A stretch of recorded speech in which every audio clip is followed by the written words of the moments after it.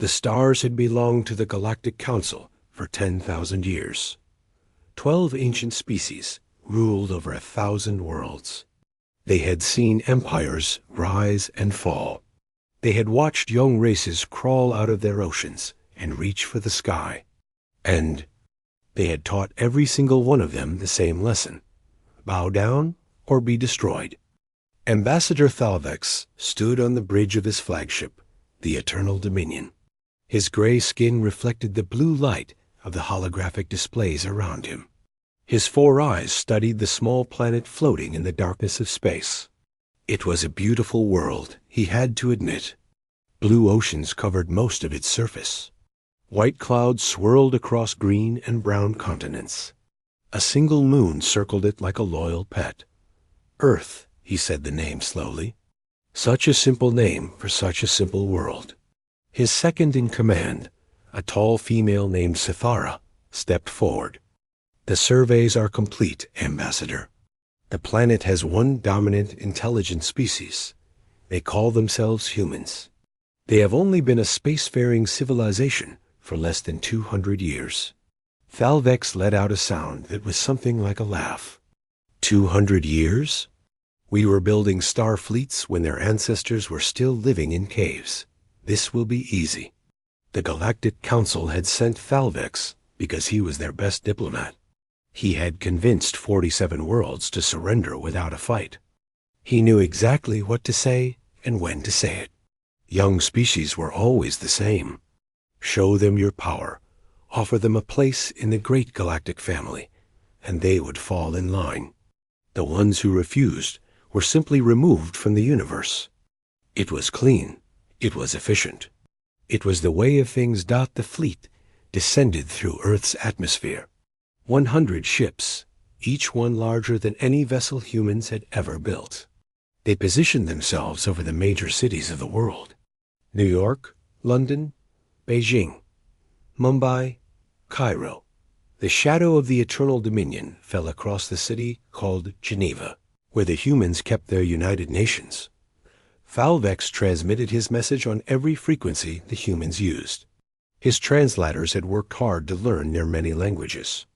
People of Earth, his voice boomed across the planet. I am Ambassador Thalvex of the Galactic Council. We have watched your species for some time now. You have shown promise. You have reached beyond your world and touched the edges of space. For this, we offer you a great honor. Join the Galactic Council. Accept our guidance. Submit to biological optimization, and you will be given a place among the stars. He paused for effect. He had given this speech many times before. Refuse, and you will be removed. You have one planetary rotation to decide. Thalvex ended the transmission and smiled. He expected panic. He expected fear. He expected leaders begging for mercy within hours. What he got was silence. For 12 hours, the humans said nothing. Thalvex grew impatient. Had they not understood? Were they so shocked that they could not respond? He ordered his ships to power their weapons, letting the energy glow visible in the night sky. Surely that would remind them of their situation. Finally, a response came.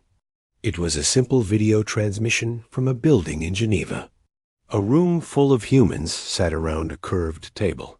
They represented something called the United Nations Security Council. An older woman with gray hair stood at a podium. Ambassador Thalvex, she said calmly, we have received your message. The nations of Earth have discussed your offer. We have decided to decline. Thalvex blinked all 4 of his eyes. Decline? You do not seem to understand your position, human. We have 100 warships above your cities. We could turn your world to glass in a matter of hours. The woman nodded slowly. Yes, we understand that you have weapons. Many species have had weapons. Many have tried to take our world. None have succeeded. Not the ice ages, not the asteroids, not the plagues, not even ourselves. You are welcome to try, Ambassador. But we suggest you study our planet first. Thalvex felt a strange feeling in his chest. No species had ever spoken to him this way. Is that a threat? No, the woman said. It is a warning. Earth is not like other worlds. We did not evolve in a garden. We evolved in a war zone. Every living thing on this planet is either a predator, prey, or both. We have survived because we learned to fight. Not just each other, but our own world. You come here with your ships and your weapons, thinking you are powerful. You have no idea what power really is. She leaned forward, and Thalvex saw something in her eyes that he did not recognize. It was not fear. It was not anger. It was something older and harder. You have sterilized your worlds, she continued. Your reports say so. You removed everything dangerous, everything unpredictable. You live in controlled environments where nothing can hurt you. That is why you think you are strong. But you are not strong. You are soft. You have forgotten what nature can do. Thalvex wanted to laugh, but the sound would not come. And you think your nature can stop us? I think, the woman said slowly, that you should land your ships and find out. Establish your bases. Set up your command centers. Stay for a while. Learn what this world really is. And when you understand, come back to us. We will be waiting. The transmission ended. Thalvex stood in silence for a long moment. Around him, his officers exchanged confused looks. This was not how first contact was supposed to go. Young species were supposed to be terrified. They were supposed to beg. Ambassador, Sithara said carefully, what do we do? Thalvex straightened his uniform. His pride had been wounded, and that made him angry. We do exactly what they suggested. We land. We establish bases. We show these humans that their little world holds no surprises for us. And when they see our strength, they will beg for the mercy they rejected today. He gave the order, and the fleet began its descent. The Galactic Council had conquered 1,000 worlds. They had faced every challenge the universe could offer. They believed themselves to be the masters of nature itself. They had never met anything like Earth. And Earth was waiting for them. The Galactic Council chose their primary landing site with great care. They picked a location near the warm waters of what humans called the Gulf of Mexico. The area was flat and open, perfect for building a base. The weather was warm and pleasant. There were no major human military installations nearby. It seemed like the ideal spot. Commander Rethkal oversaw the construction. He was a veteran of 15 planetary conquests. He had built bases on frozen moons and volcanic worlds. He had faced radiation storms and acid rain. A simple coastal region on a temperate planet was nothing to worry about. The locals keep trying to warn us about something, his communication officer reported. They use the word hurricane repeatedly. Our translators are having trouble with the exact meaning. Rethkal waved a dismissive hand. Probably some local superstition. These primitive species always have stories about angry gods and dangerous spirits. Ignore them and continue construction. The base went up quickly. Crystalline structures rose from the ground, shimmering with energy fields. Shield generators hummed to life, creating an invisible dome over the entire compound. Landing pads for supply ships covered several square kilometers. By the standards of the Galactic Council, it was a modest installation. By human standards, it was the largest structure ever built on Earth. For 3 days, everything was perfect. The weather was warm. The sky was blue. The ocean sparkled in the sunlight. Rethkal began to think that the humans had been bluffing. Their world seemed no different from 100 others he had seen. On the 4th day, the sky began to change. Rethkal was reviewing supply reports when his weather officer rushed into his office. The young officer's face was pale, and his hands were shaking. "Commander, you need to see this." They walked to the observation deck together. Rethkal looked up at the sky and felt his heart stop. A wall of clouds was moving toward them from the ocean. But these were not ordinary clouds. They were dark, almost black, and they stretched from the water to the upper atmosphere. They moved in a massive spiral, rotating slowly around a center that seemed darker than space itself. Lightning flashed inside the clouds, not once or twice, but constantly, like an endless war being fought inside the storm. "What is that?" Rethkal whispered. "The humans call it a Category 5 hurricane," the weather officer said. His voice was barely audible. Sustained winds of over 250 kilometers per hour. A storm surge of nearly 6 meters. Rainfall rates that would flood our equipment in minutes. "And Commander, it is heading directly for us." Rethkal grabbed the officer's arm. "That is impossible. Weather systems do not behave this way. Our models predicted clear skies for the next week." "Our models were based on other worlds," the officer replied. "This world is different. The humans tried to warn us. They evacuated their coastal cities 3 days ago. They knew this was coming." For a moment, Rethkal stood frozen. He was a commander of the Galactic Council. He had faced plasma cannons and antimatter warheads. He would not run from wind and water. "Raise the shields to maximum power," he ordered. "All personnel to secure positions. We will ride out this storm and show these humans that we are not afraid of their weather." The hurricane arrived 2 hours later. The wind came first. It did not start slowly and build up. It hit the base like a fist from an angry god. Rethkal watched through the observation window as supply crates that weighed hundreds of kilograms flew through the air like leaves. Trees bent until they touched the ground, then snapped in half. The sound was incredible, a roar so loud that it drowned out all other noise. The shields held at first. They flickered and sparked, but they held. Rethkal allowed himself a small moment of pride. The Council's technology was superior. No mere storm could break through. Energy fields designed to stop weapons fire. Then the rain came. It was not rain like any rain that Rethkal had ever seen. It moved sideways, driven by the wind with such force that it hit the shields like bullets. And it did not stop. It kept coming and coming, millions of liters of water every minute, pushing against the shields with constant, unending pressure. The shield generators began to overheat. They had been built to stop short bursts of high-energy fire, not sustained bombardment that lasted for hours. One by one, they began to fail. "Commander," an engineer shouted over the roar of the storm, "we are losing power to the eastern shields. The water is overloading the systems." Before Rethkal could respond, the eastern shields collapsed. The wind and rain tore through the gap like a living thing. Landing craft that weighed thousands of tons were picked up and thrown into the main buildings. Crystalline structures that had survived plasma fire shattered, like glass. And then the ocean rose. The storm surge came as a wall of water 6 meters high. It swept through the base, carrying everything with it.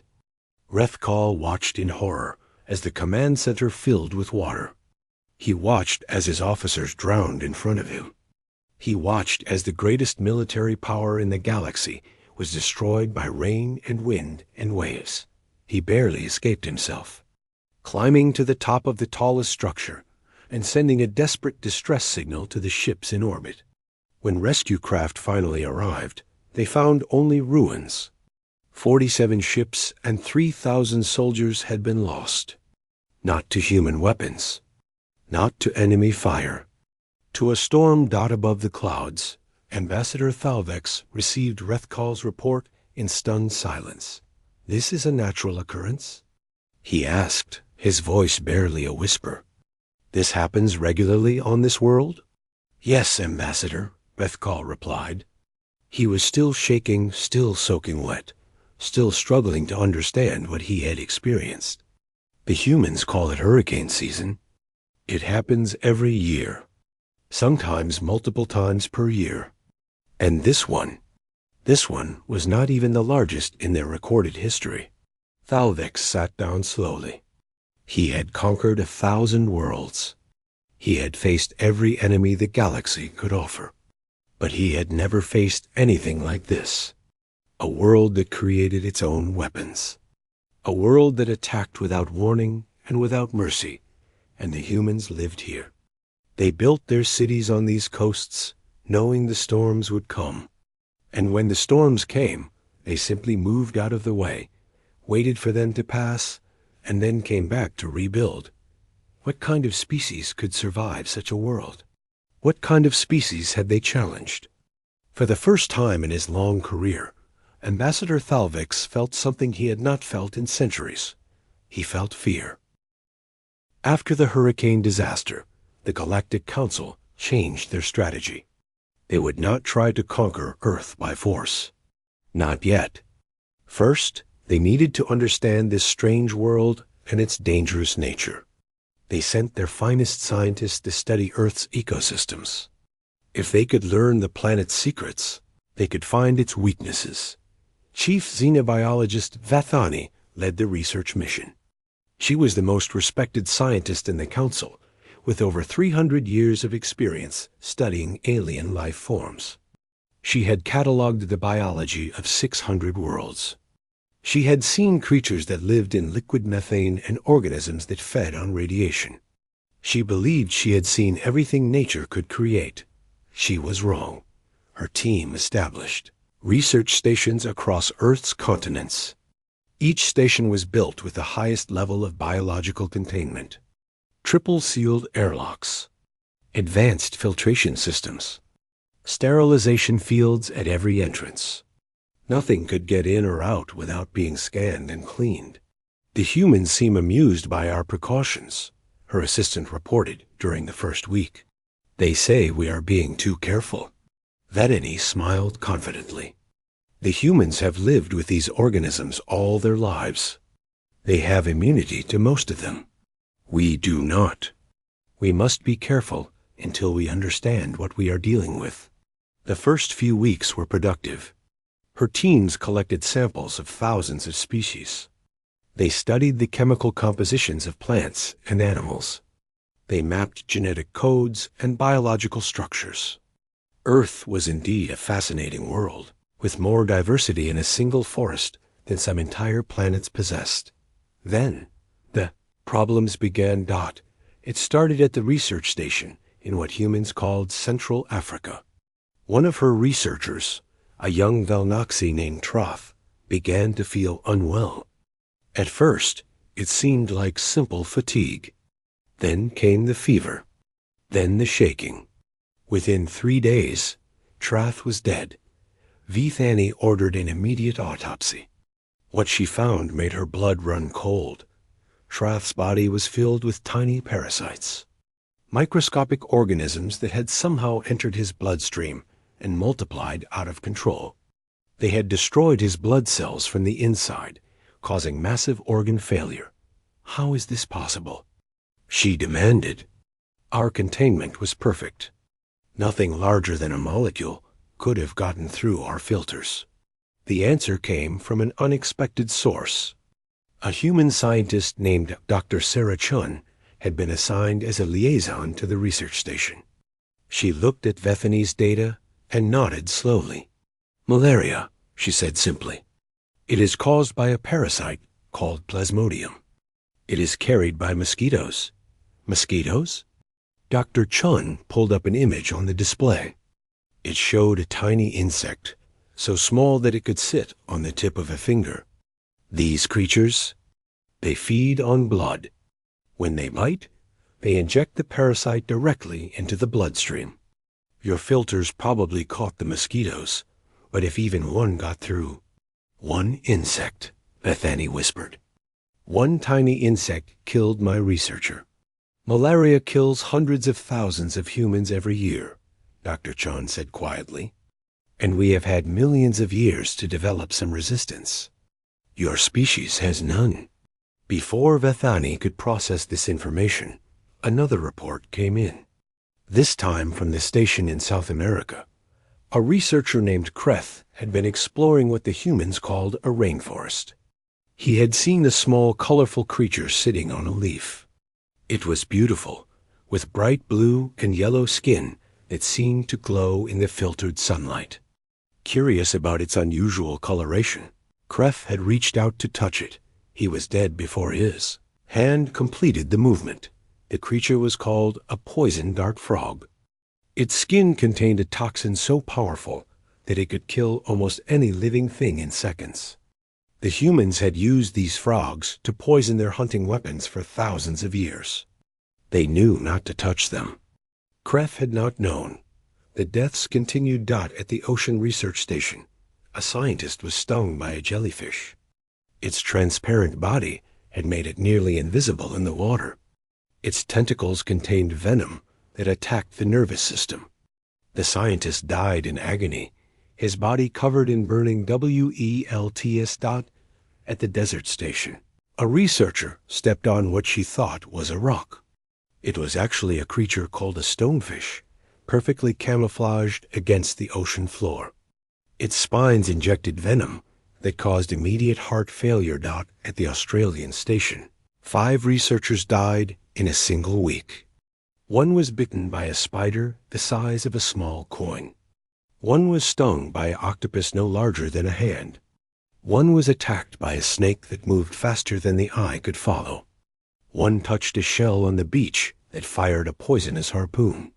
One was killed by a creature called a platypus, which looked harmless, but had venomous spurs on its back legs. Vianney gathered all her data and prepared a report for Ambassador Thalvex. Her hands were shaking as she wrote it. In her 300 years of experience, she had never seen anything like this. Every organism on this planet, she wrote, has evolved to kill or avoid being killed. There are no passive life forms. There are no safe zones. The smallest insect can carry deadly diseases. The most beautiful creature can contain lethal poison. Even the plants have developed toxins and thorns and acids to protect themselves. She paused, trying to find the words for what she needed to say next. The humans are not the dominant species on this world because they are the strongest or the fastest or the most venomous. They are dominant because they have learned to survive everything else. They have developed resistance to diseases that would wipe out our entire species. They have learned which creatures to avoid and which are safe. They have built their civilization in the small spaces between predators, parasites, and poisons. She took a deep breath and finished her report. We came to Earth thinking we were the most advanced species in the galaxy. We thought our technology made us powerful. But this world does not care about technology. This world has been fighting a war of survival for 4 billion years. Every living thing here is a soldier in that war, and the humans are the only ones who have won. She sent the report and sat back in her chair. Outside her window, a beautiful butterfly floated past on the breeze. Its wings were bright orange and black. Vanny wondered if it was poisonous. On Earth, she had learned the answer was almost always yes. The Galactic Council held an emergency meeting after receiving Vethani's report. The mood was grim. They had lost thousands of soldiers and scientists to Earth's storms and creatures. Their best containment systems had failed against microscopic parasites. Their shields could not stop wind and water. Ambassador Thalvex stood before the holographic images of the other council members. Their faces showed various degrees of shock and disbelief. These were beings who had ruled the galaxy for 10,000 years. They had never been humiliated like this before. We need a new approach, Thalvex said firmly. We will move our command center to a location where none of these threats can reach us. Our scientists have identified a region in the center of the North American continent. It is far from any ocean, so there will be no hurricanes or tsunamis. It is high in the mountains, away from most dangerous wildlife. Most importantly, it is in what the humans call a geologically stable zone. No earthquakes. No volcanic activity. It is the safest location on this planet. The Council approved the plan unanimously. Within days, a massive construction effort began in the region humans called Yellowstone. It was a beautiful area, with forests and mountains and clear blue lakes. Hot springs bubbled up from the ground, creating pools of steaming water surrounded by colorful mineral deposits. Geysers shot water into the air at regular intervals. Commander Vethrix led the construction team. Unlike Rethkal, who had been killed in the hurricane, Vethrix was cautious. She studied the local environment carefully before building anything. The humans have very few permanent settlements in this area, her scout reported. They have designated it as something called a national park. They seem to treat it with great respect, almost reverence. Vethrix found this curious. Why would they protect an empty wilderness? It has no cities, no resources that we can detect. What makes this place special to them? The scout hesitated. The human databases contain references to something called a supervolcano, but the translations are unclear. Our geological surveys show no active volcanic activity in the region. Vethrix dismissed the concern. If there was a real threat here, the humans would not send tourists to visit. They may be primitive, but they are not suicidal. Begin construction. The new command center rose from the ground over the following weeks. It was their most ambitious project yet. Deep foundations anchored the structures to the bedrock. Multiple layers of shielding protected against every threat they had encountered so far. It was designed to withstand anything Earth could throw at them. For 1 month, everything was peaceful. Vethrix began to relax. Perhaps they had finally found a safe haven on this death world. Then the ground began to shake. It started as a low vibration, barely noticeable. The sensor technicians dismissed it as normal settling of the foundations. But the vibrations grew stronger. The hot springs around the base began to boil more violently. The geysers erupted with increasing frequency and force. Vethrix called for a full geological scan. What she saw made her forget how to breathe.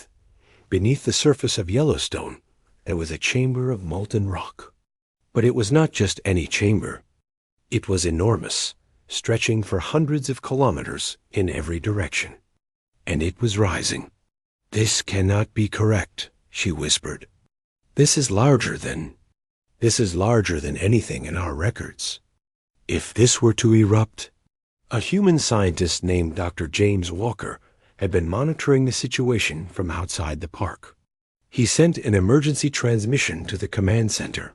"You need to leave," he said. His voice was calm, but urgent. "You need to leave right now.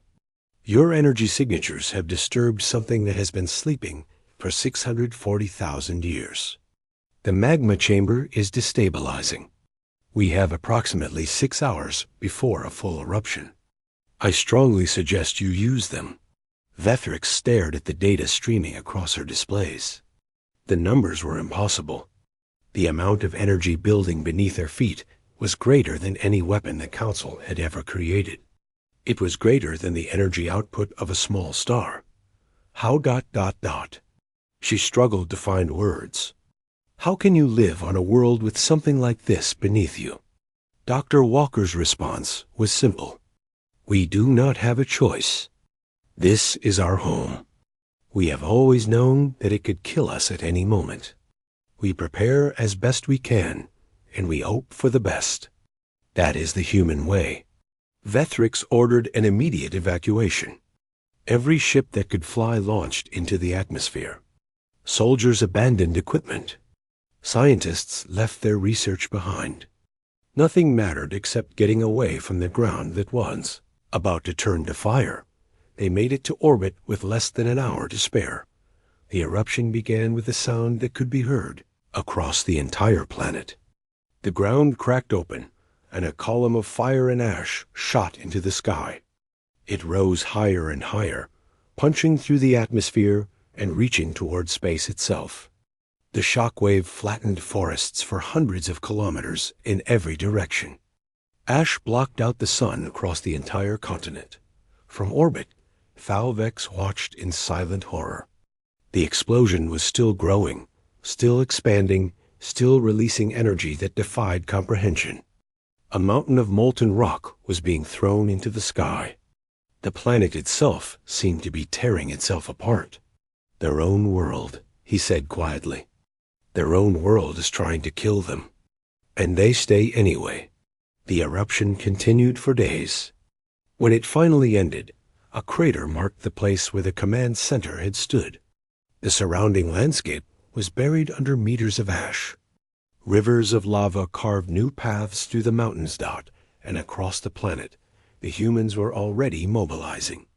Emergency services, relief supplies, evacuation procedures.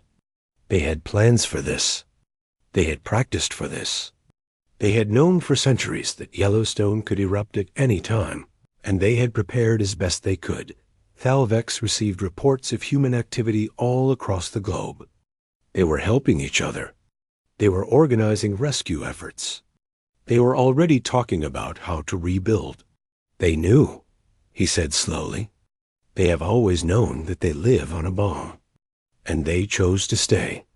They chose to build their cities and raise their children on a world that could destroy them at any moment. He looked down at the scarred planet below him. What kind of species does that? He asked no one in particular. What kind of species looks at death and decides to make a home there anyway? He did not have an answer, but he was beginning to understand why the humans had not been afraid. When you lived with death every day, you learned not to fear it, that you learned to fight back. The Great Hall of the Galactic Council had stood for 8,000 years. Its walls were made of crystal grown on a world that no longer existed. Its ceiling displayed real-time images of the stars across the galaxy. 12 thrones circled the central speaking platform, one for each of the elder species who ruled over 1,000 worlds. Today, for the first time in living memory, those thrones were occupied by beings who looked afraid. Ambassador Thalvex stood at the center of the platform. Behind him, holographic displays showed everything the Council had experienced on Earth. The hurricanes that had destroyed their bases. The microscopic parasites that had killed their scientists. The venomous creatures that lurked in every environment. The supervolcano that had nearly vaporized their command center. Honored members of the Council, Thalvex began. His voice was heavy with exhaustion and something that sounded almost like respect. I come before you today to deliver my final report on the planet designated Sol 3, known to its inhabitants as Earth. He paused, collecting his thoughts. How could he explain what he had witnessed? How could he make them understand? In 10,000 years of galactic expansion, we have never encountered a world like this one. We have conquered frozen wastelands and burning deserts. We have tamed radiation storms and toxic atmospheres. We believed we had seen every challenge the universe could offer. He gestured to the displays behind him. We were wrong. The images began to cycle through the disasters they had faced. Council members shifted uncomfortably in their seats as they watched ships being tossed about by hurricane winds. They winced at images of researchers dying from invisible parasites and invisible toxins. We lost 12,847 soldiers and scientists on Earth. Thalvex continued. Not to human weapons. Not to any deliberate attack. We lost them to the planet itself. To its weather. To its wildlife. To its very geology. The humans never fired a single shot at us. They did not need to. Their world fought for them. Elder Krothos, the oldest member of the Council, leaned forward on his throne. And what of the humans themselves? Surely they must be weakened by living in such conditions. Surely their civilization must be primitive and fragile. Thalvex allowed himself a small, bitter laugh. That is what I thought as well. I was wrong about that too. He brought up new images on the displays. Cities rising from earthquake rubble. Coastal towns rebuilding after tsunamis. Communities emerging from the ashes of volcanic eruptions. People helping each other through floods and fires and plagues. The humans do not merely survive their world, Thalvex said. They thrive on it. Every disaster makes them stronger. Every catastrophe teaches them new lessons. They have evolved not just biologically, but culturally, to overcome any obstacle their planet throws at them. He turned to face the council directly. We removed danger from our worlds. We sterilized our environments. We eliminated anything that could threaten us. We thought this made us strong, but it made us soft. We forgot how to struggle. We forgot how to fight against nature itself. He pointed at the image of Earth floating on the display. The humans never forgot. They cannot forget. Their world will not let them. Every generation faces new challenges. Every generation must prove itself worthy of survival. They have been fighting since the first humans stood upright and looked at the stars. They have never stopped fighting. Elder Sithara of the Velnoxy raised a delicate hand. What are you suggesting, Ambassador? That we simply abandon our claim to this world? That we admit defeat? Thalvex shook his head slowly. I am suggesting something more radical than that. I am suggesting that we stop thinking of the humans as a species to be conquered. I am suggesting we think of them as allies. Murmurs of shock rippled through the great hall. Never in 10,000 years had the council formed an alliance with a younger species. They ruled, others obeyed. That was the natural order of things. Consider our position, Thalvex continued over the noise. The galaxy is vast and full of dangers.